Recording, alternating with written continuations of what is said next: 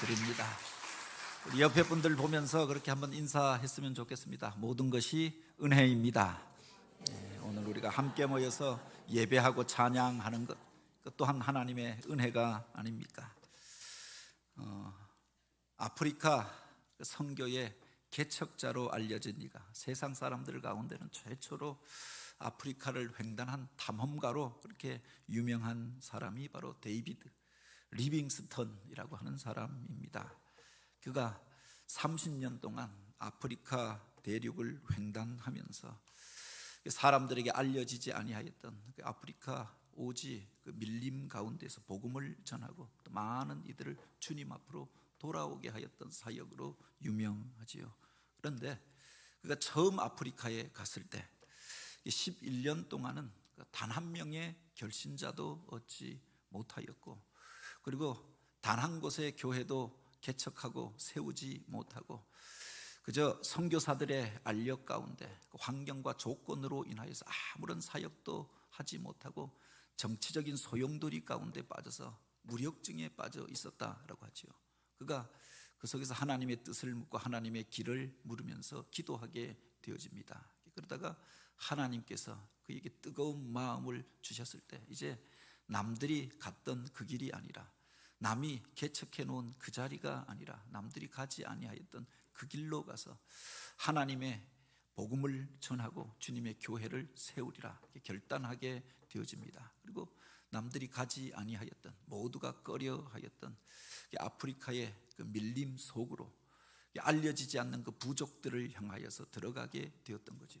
사실 그 이전에도 아프리카의 해안가를 중심으로 하여서 바로 교회가 세워지고 복음이 전파되어졌습니다. 누구도 그 아프리카 밀림 오지로 들어가기는 원하지 아니하였던 거지요. 그 많은 풍토병이 있었고 또 알려지지 아니하는 야만 족속들이 살고 있었고 맹수의 위협이 기다리고 있었기 때문에 그곳으로 들어갈 엄두를 내지 못하였던 것 아닙니까? 그가 결단하여서 그 아프리카의 밀림 속으로 들어가 복음을 전하면서 고군분투하게 되어집니다. 이 소식을 듣고 고향에서 그를 후원하는 선교회가 조직되어지지요. 그리고 그에게 이런 편지를 보냈다고 합니다. 당신의 그 고생을 조금이라도 덜어주기 위하여서 이곳에서 당신을 돕는 사람들을, 동력자들을 보내주려고 합니다. 그들의 생활을 우리가 다 책임져 주기로 했습니다. 당신이 사역하고 있는 그곳으로 가는 길을 알려주시면 사람들을 몇 명 보내겠습니다. 이런 편지를 그에게 보냈다라고 합니다. 나중에 그가 이 일에 대하여서 정중하게 사양하면서 보낸 답신이 있었다라고 하지요. 그 마음은 감사하지만 이곳까지 오는 길을 알아야만, 길이 있어야만 올 수 있는 분이라고 하면 정중히 사양하겠습니다.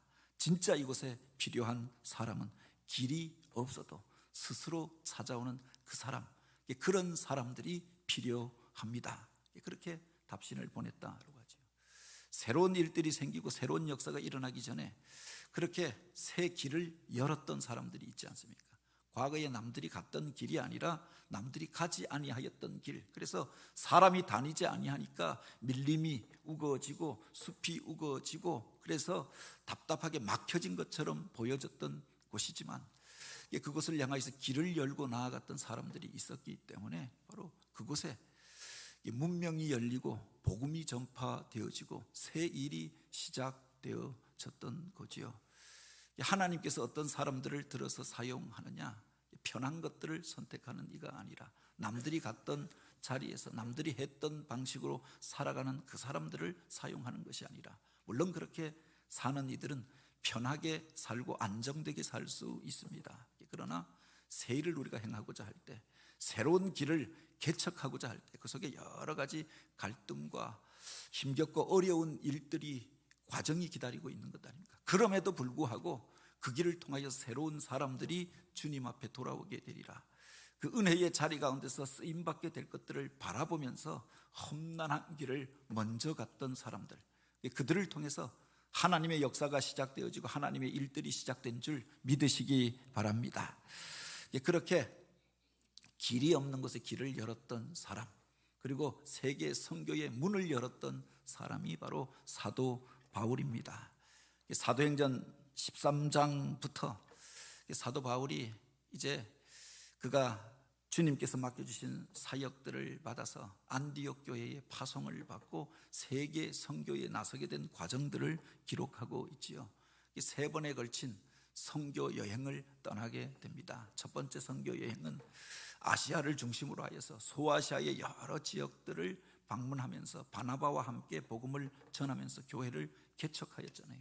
두 번째 선교 여행은 바나바와 갈라져서 이제 그가 동쪽으로 가려고 계획했지만 하나님께서 그 길을 막으시며 그가 이제 그 부르심에 순종하면서 바다를 건너 유럽으로 건너가서 헬라 땅에 또 그리스와 마게도냐에 주님의 교회를 개척하고 복음을 전하게 되어집니다. 그리고 제 3차 전도 여행은 안디옥 교회로 돌아왔다가 이제 그가 다시금 개척하였던 교회들을 방문하면서 그 주변 지역들 가운데 복음을 전하는 사역들을 장기간에 걸쳐서 진행하게 되어지지요.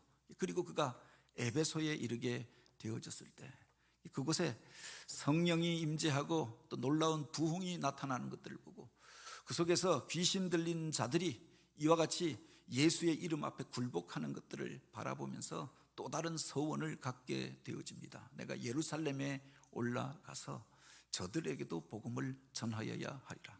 뜨거운 마음을 하나님께서 주셨고 그래서 이제 그 모든 사역의 마지막 지점으로 예루살렘을 생각하고 많은 사람들이 만류를 뿌리치고 예루살렘을 향하여 올라가게 된 과정을 바로 20장부터 기록하고 있는 것 아닙니까? 오늘 본문은 그가 예루살렘에 올라가서 이제 많은 사람들의 고발과 참소로 인하여서 산헤드린 공의회에 서서 자기에 대하여 변호하는 이야기, 변명하는 이야기를 하게 되었던 그 내용을 기록하고 있습니다. 그 전에 그가 많은 이들이 만류하였습니다. 그럼에도 불구하고 환난이 기다리고 고난이 기다린다 할지라도 바로 주님께서 부르신 사명이 분명하게 내가 예루살렘을 향하여 올라가야 하리라 라고 말하면서 에베소 교회의 장로들을 향하여 간증하였던 내용이 있지요. 사도행전 20장 24절에 보면 나의 달려갈 길과 주 예수께 받은 사명 곧 하나님의 은혜의 복음을 증거하는 일을 마치려 하면 나의 생명을 조금도 귀한 것으로 여기지 아니하였노라. 주님께서 부르신 그 사명을 위하여 내가 이제 목숨을 걸고라도 죽으면 죽으리라 라고 하는 각오를 가지고 예루살렘에 올라갔다라고 하는 겁니다. 그런데 아니나 다를까 그가 예루살렘에 올라갔을 때 물론 예루살렘 교회의 장로들의 권면을 받아들여서 그가 유대의 전통들을 존중한다라고 하는 의미로 그들 가운데 새로 예수를 믿고 또 그렇게 결신한 이들 가운데서 할례 받기를 원하는 이들과 함께 성전에 들어가기 전에 할례를 받고 이제 성전에 들어가서 정결례를 치르고자 하였습니다. 장로들의 권위를 인정하여서 바로 그 권면을 받아들여서 한 행동이었고 유다의 전통을 우리가 그렇게 배척하는 것이 아니라 그것을 지켜 행하겠다라고 하는 의지를 표현하기 위한 일들이었죠. 이방 땅을 다니면서 행여나 더럽혀진 것들이 있다고 하면은 이제 정결한 모습으로 정결례를 치르고 바로 하나님 앞에 자기 자신을 드러내고자 하였던 겁니다. 근데 성전에 올라갔다가 어떤 이들의 악한 고발로 인하여서 저들이 이제 성전을 더럽히기 위하여 이방인들을 이끌고 이곳에 왔다. 그를 향하여서 그렇게 고함치고 고발하는 일들로 인하여 군중들이 일어나 그를 잡고 찢고 때리고 엄청난 고통과 모욕을 당하게 되어졌던 것 아닙니까? 그때 천부장이 개입하여서 로마군들이 개입하여서 저들을 막고 그들에게 의하여서 들것에 실려서 바로 바울이 나오게 되었음을 기록하고 있지요. 그런데 나온 바울이 그 천부장에게 요구합니다. 자신이 로마 시민권을 가진 사람임을 밝히고 정당한 재판을 받기를 소원하였던 거지요. 그리고 그 첫 번째 재판을 유대인들에게 받기를 원하여서 나로 저들 앞에 나아가서 나를 변명할 기회를 달라라고 요구하였던 겁니다. 자기를 죽이려고 하였던 사람들, 돌매를 들고 그를 치고 또 그를 향하여 찢으려고 하였던 그 사람들, 악한 말들에 선동되어서 그를 향하여서 증오와 미움을 표출하는 그들 앞에 나아가서 하였던 말을 오늘 본문은 기록하고 있는 겁니다. 바울의 변명 이렇게 제목이 붙여져 있는데, 자기 자신의 무죄함에 대하여 살려달라고 그들에게 변명하였던 것이 아니라 그들 앞에서 내가 믿는 바에 대하여, 예수에 대하여, 부활의 복음에 대하여 증거할 기회를 삼았던 것들을 보게 되지요.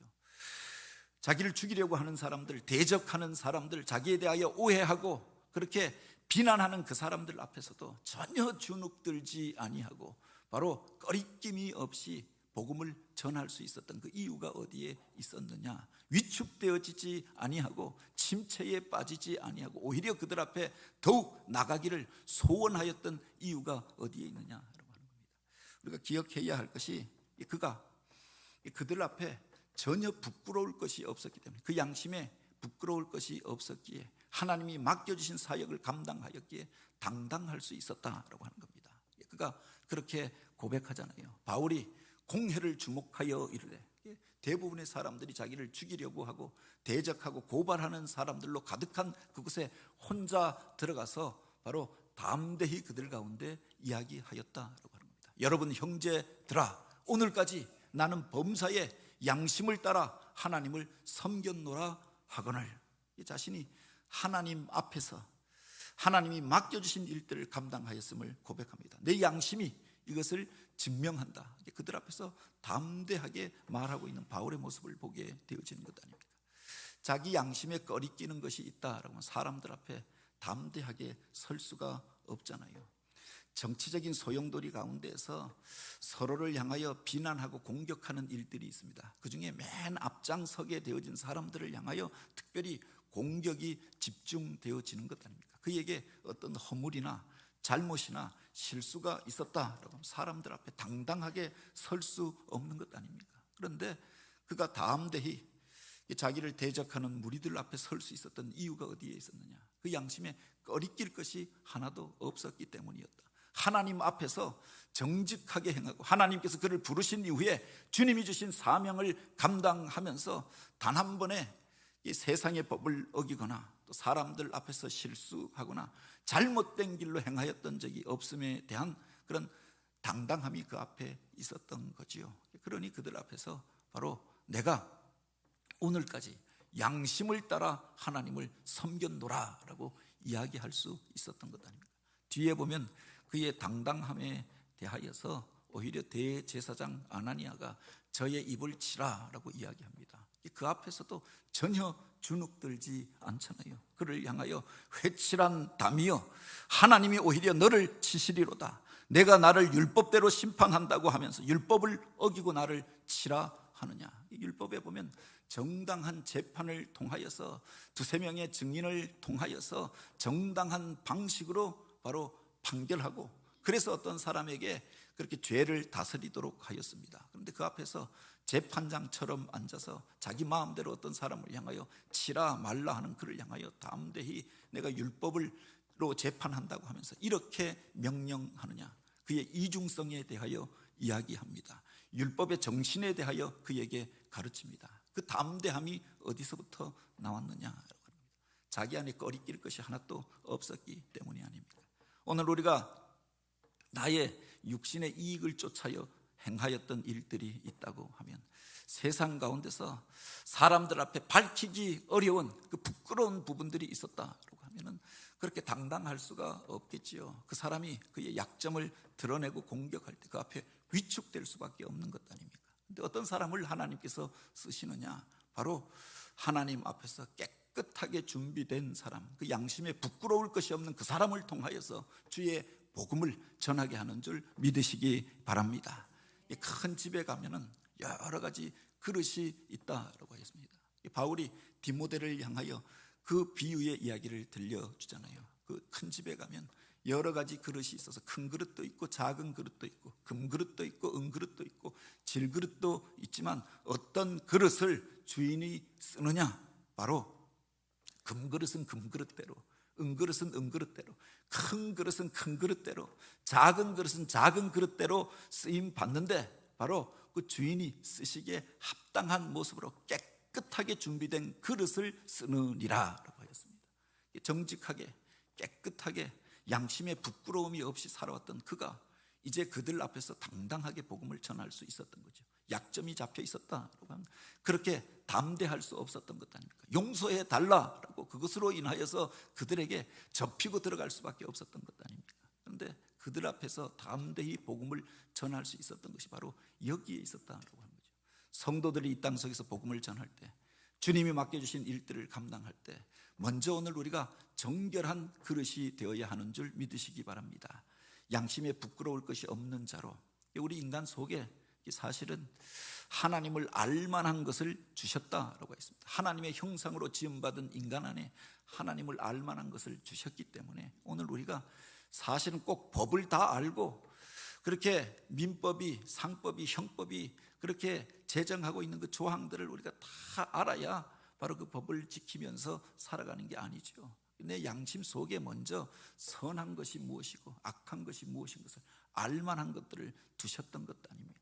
때때로 오늘 우리가 사람들 앞에서는 그것을 속이고 드러나지 않았다라고 하였지라도 양심의 가책을 받는 어떤 일들이 있잖아요. 하나님께서 우리들 속에 그 양심을 주셨다라고 하는 겁니다. 내가 선한 양심을 품고 살아갈 때 하나님 앞에서 내 양심에 꺼리낌이 없다. 그를 통해서 하나님께서 하나님의 거룩한 일들을 행하시는 줄 또한 믿으시기 바랍니다.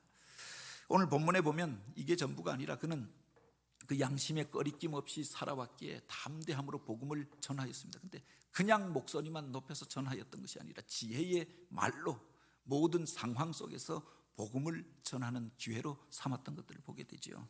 여기 보면 그들이 여러 가지 말로 바울에 대하여 참소합니다. 그가 이방인들과 함께 먹고 마셨던 것, 할례에 대하여서 이제 새로 믿는 자들에게 굳이 받지 않아도 된다고 이야기하였던 것, 우상의 음식을 먹는 문제에 대하여서 자유롭게 풀어주었던 것, 이방 땅을 다니면서 바로 이방인들에게 사도로 복음을 전하면서 행하였던 그 일들이 모두 고발거리가 되어졌다. 우리 조상의 좋은 전통을 율법에서 규정하고 있는 바들을 바로 저가 깨뜨려 버린 것이 아닌가. 많은 이들이 그를 향하여 고발하였습니다. 그런데 그때 그가 하였던 말이 있지요. 바울이 그 중에 일부는 사두개인이요 다른 일부는 바리새인인 줄 알고 공회에 외쳐 이르되 여러분 형제들아 나는 바리새인이요 또 바리새인의 아들이라 죽은 자의 소망 곧 부활로 인하여 내가 이 신문을 받노라. 이 문제의 핵심이 어디에 있는가에 대하여 증거하는데 바로 내가 믿는 부활에 대하여, 바로 내가 전하였던 이 부활의 복음에 대하여서 많은 이들이 바로 이와 같이 분노하고 공격하고 이 일로 인하여 내가 재판을 받게 된 것임을 밝히고 있었던 거죠. 왜 그가 이야기를 하였느냐? 그들 가운데서 산헤드린 공회에 중요한 두 세력이 있었던 겁니다. 당시에 예루살렘의 지도자들 그리고 산헤드린 공회에 주류를 이루고 있었던 사람들, 여당 역할을 하고 있었던 사람들이 사두개인이었습니다. 사도계 후예들이라고 대제사장과 또 그의 그 제사장 지배 체제를 이루고 있었던 사람들을 가리켜 사두개인이라고 이야기하였는데 그들은 세속적인 종교인이었습니다. 종교 권력은 가지고 있었는데 총회 권력은 그들이 쥐고 있었는데 그래서 로마 당국과 협력하고 헤롯 왕가의 후원자가 되어졌고 그래서 정치적 영향력을 가지고 예루살렘 성전을 지배하고 있었던 사람들이 사두개인입니다. 그런데 그들이 종교적인 의식은 집례하고 있었지만 천국에 대하여 영적인 존재에 대하여서 믿지 아니하였다. 부활에 대하여서도 믿지 아니하였고 영생에 대하여서도 믿지 아니하였음을 이야기하죠. 성경 안에서 모세오경만 성경으로 인정하였고 그 속에 나오는 레위기의 말씀만을 금과 옥자처럼 받아들였던 사람들이 사두개인이었다라고 하는 겁니다. 반면에 야당 역할을 하던 산헤드린 공회에서 야당 역할을 하던 사람들이 바리새인이었는데 그 바리새파 사람들은 민족주의자였고 모세오경만이 아니라 구약의 모든 성경을 바로 성경으로 정경으로 받아들이고 그것을 암송하고 사람들에게 가르치는 역할을 하였던 사람들이 바리새인입니다. 바빌론 포로기 이후에 각 지역마다 회당이 만들어지게 되었잖아요. 그 회당에서 사람들에게 성경을 가르치는 교사 역할을 하고 랍비로서 불려지고 율법 학자나 서기관의 일들을 행하였던 사람들이 바리새인이었던 거지요. 겉으로 보기에는 그들이 개혁자들이었고 성경에 나오는 시편에 나오는 또 이사야에 나오는 예언들을 모두 받아들이고 오실 메시아를 기다리던 사람들이 바리새인이기도 하였다라고. 그들은 영생에 대한 소망도 가지고 있었고 천국을 믿고 있었고 부활에 대한 믿음도 가지고 있었다. 오실 메시아도 기다리던 사람들이 아닙니까? 다만 그들이 오신 예수 그리스도를 메시아로 인정하지 않았기 때문에 바로 믿는 자들을 향하여서 대적하고 핍박하는 자리에 섰던 거지요. 사도 바울이 그들을 향하여 이야기합니다. 나도 바리새파에 속하였던 사람이라. 그런데 내가 부활에 대하여 믿고 부활의 복음을 증거하는 것으로 인하여 이런 고난을 당하게 되었노라. 이 재판에 서게 되어졌노라 라고 이야기하니 바리새파에 속하였던 사람들 가운데 자기가 믿는 부활에 대하여, 부활 신앙에 대하여 간증하는 이들이 일어나게 되어졌던 거죠. 영적 세계와 또 영생에 대하여 믿는 자들이 자기의 고백을 나타내게 되었다고 하는 겁니다. 이 지혜로운 말로 그 자리에 논점을 바꾸어 버렸던 겁니다. 세속적인 일들로, 정치적인 논쟁으로 누가 맞느냐, 누가 죄인이냐, 누가 무슨 일을 했느냐 고발하고 참소하는 자리 가운데서 이제 부활을 믿느냐 믿지 않느냐, 영적 세계에 대하여, 천사와 또 하나님에 대하여 내가 참 믿느냐 믿지 않느냐, 죽음 이후의 세계에 대하여, 영원에 대하여, 영생에 대하여 믿느냐 믿지 않느냐, 바로 이것을 가지고 그들 가운데 논쟁이 일어나게 되었다고 합니다. 참으로 지혜로운 사람이 그런 사람이 아닙니까?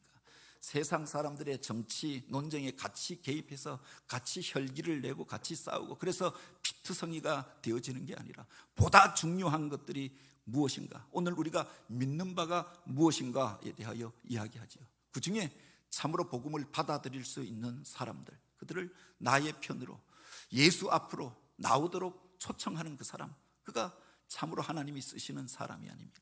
바울의 지혜로운 면모를 여기서 우리가 보게 되어지는 것 아닙니까? 지혜로운 말로 참으로 내가 믿는 바가 무엇인가를 이야기합니다. 대적하고 고발하는 사람들 앞에서 내가 믿는 바에 대하여 간증할 기회로 삼았고 그들 가운데서 저가 참으로 그렇게 믿고 그것을 전하였다라고 하면 나와 다를 것이 없다. 그래서 오히려 그들이 바울을 변호하게 되었다고 합니다. 그 자리 가운데서 같은 무리가 되어져서 바울을 참소하던 이들 가운데 자중질환이 일어나고 서로가 서로를 향하여 논쟁을 벌이게 되어졌던 거죠. 그 뒤에 보면 오히려 천부장이 이 일에 개입하여서 바울을 데리고 영내로 나왔다라고 하였습니다.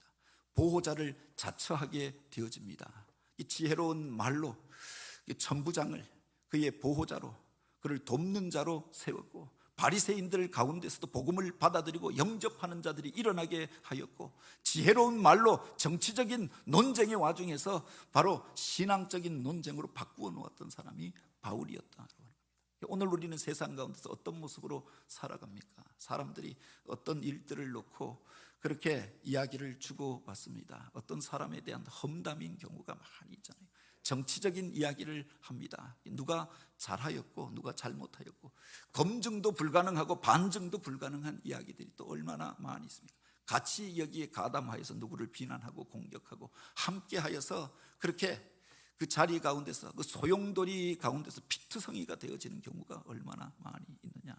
참으로 지혜로운 사람은 그 속에서 사람들의 관심을 영적인 것들로 돌리고 하나님에게로 돌릴 수 있는 그 사람, 그를 통해서 하나님께서 당신의 일들을 이루어 가시는 줄 믿으시기 바랍니다. 여기에 보면 바울이 이 복음을 전할 때 하나님께서 돕는 자들을 붙여주십니다. 처음 성전에 올라갔을 때 아무런 보장도 없이 대적자들로 드글거리는 그곳에 올라갔을 때 아니나 다를까 그를 알아보고 사람들이 그를 향하여 돌로 치려고 하고 죽이려고 달려듭니다. 그런데 하나님께서 로마군 천부장을 보내어서 그를 보호하여서 그를 지켜주게 하였던 것 아닙니까? 그 뒤에 보면은 바로 유대인들 가운데 사도 바울을 내가 죽이기 전에는 먹지도 마시지도 않겠다 결심한 자들이 40명이 넘었다라고 했습니다. 결사대를 조직하여서 바로 이 사람을 반드시 오늘이 지나기 전에 죽여버리리라 그들이 결사하였던 겁니다. 그런데 이 이야기까지 바로 천부장에게 알려서 오히려 천부장이 바울을 보호할 군병들을 세웠던 것 아닙니까? 뒤에 보면은 보병이 200명, 기병이 70명, 창병이 200명을 세워서 바울을 호위하도록 하였다라고 하였습니다. 저가 정당한 재판을 받을 수 있도록. 그래서 470명의 군사를 세워서 바울을 보호하게 합니다. 그가 예루살렘에 올라갈 때는 그렇게 지친 여정 가운데에서 가이사랴에서 며칠을 쉬고도 약하여진 몸 그대로 예루살렘을 향하여 올라갔습니다. 그런데 예루살렘에서 가이사랴로 내려올 때는, 로마를 향하여 나아갈 때는 바로 이 470명이 그를 호위하면서 마차를 타고 바로 그곳에서 그 가이사랴에 이르게 되어지고, 로마 군병들이 호위하는 가운데 그들이 준비한 배를 타고 바로 로마를 향하여 올라가게 되어졌던 것 아닙니까? 하나님을 의지하고 하나님이 주신 사명을 감당하고자 하는 그 사람, 어떤 자리 가운데서도 전혀 세상의 것들로 인하여 주눅들지 아니하고 그 속에서도 주신 사명 감당하였던 그를 하나님께서 보호해 주시고 돕는 자를 붙여주시고 지켜주신 줄 믿으시기 바랍니다. 그리고 그 밤에 주님께서 그에게 나타나십니다. 그리고 그에게 주셨던 말씀이 바로 이것 아닙니까? 담대하라, 내가 예루살렘에서 나의 일을 증거한 것 같이 로마에서도 증거하여야 하리라. 바울의 이 담대함이 어디서부터 나왔느냐? 힘들고 어려울 때마다, 그가 약하여져 있을 때마다 주님께서 그를 찾아와 만나 주셨다라고 하는 겁니다.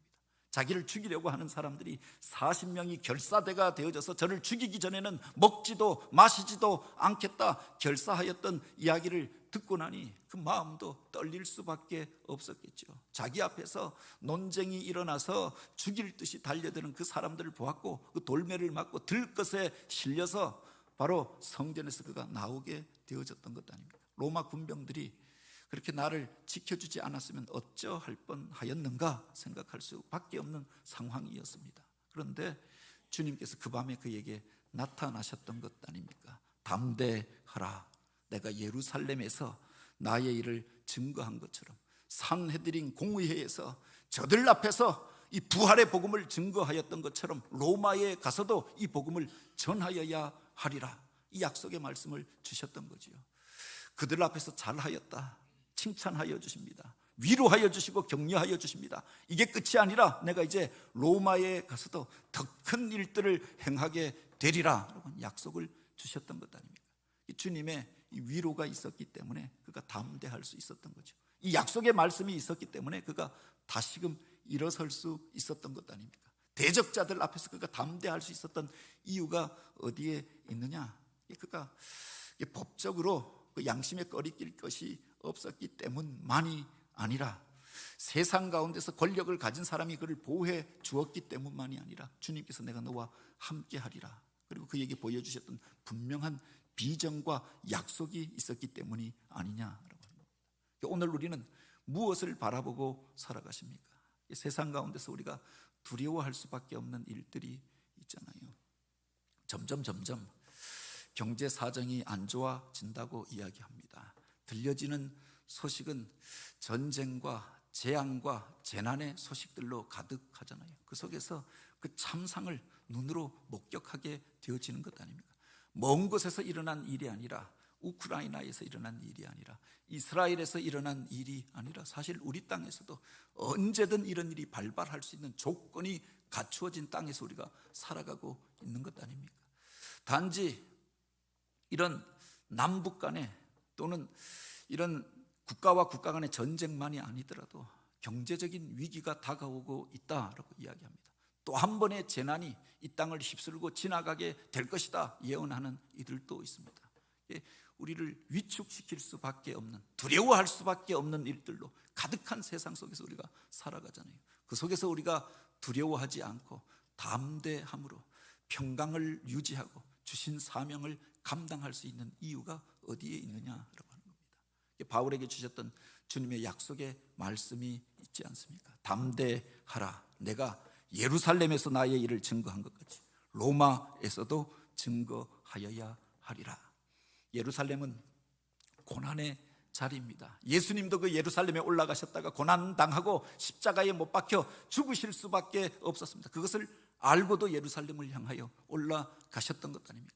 많은 이들이 바울을 향하여서 예루살렘에 올라가면 환난과 고난이 기다린다, 당신이 결박되어 그렇게 갇히게 될 것이다, 죽을지도 모른다라고 이야기하였습니다. 그럼에도 불구하고 그가 예루살렘에 올라갔던 이유가 어디에 있느냐? 주님께서 그에게 맡기신 사명이 분명했기 때문이 아니냐라고 할 겁니다. 이 사명을 향하여 올라갔던 그 사람, 이 주신 사명 감당하면서 고난의 자리 가운데서도 믿는 자임을 증거하였던, 내가 믿는 바에 대하여 증거하였던 그에게 주님께서 더 큰 일을 맡겨주실 것을 약속하여 주십니다. 바로 내가 예루살렘에서 증거한 것처럼 바로 로마에서도 증거하여야 하리라. 그를 통해서 더 큰 일들을 행하실 것을 약속하셨던 것 아닙니까? 리빙스턴이 아프리카 대륙에 들어가서, 그 내륙 깊숙이 들어가서 사람들이 가지 않으려고 했던 그 오지에 들어가서 열병으로 인해서 몇 번의 죽을 고비를 넘게 되었다고 하지요.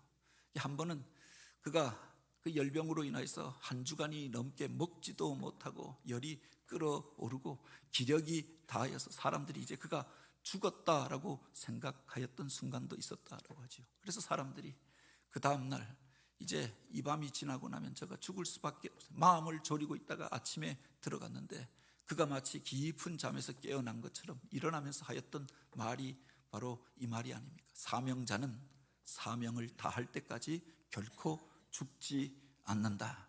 주님께서 우리에게 맡겨진 그 사명을 다하기 전에는 내가 죽을 수도 물러설 수도 없다, 단호하게 이야기하였던 그의 고백이 있지 않습니까? 다시금 일어나서 기력을 차리고 더 깊은 밀림 속으로 들어가서 주신 사명을 감당하였던 그 사람, 그를 통해서 어둠의 대륙에 복음이 전파되어지지 않았습니까?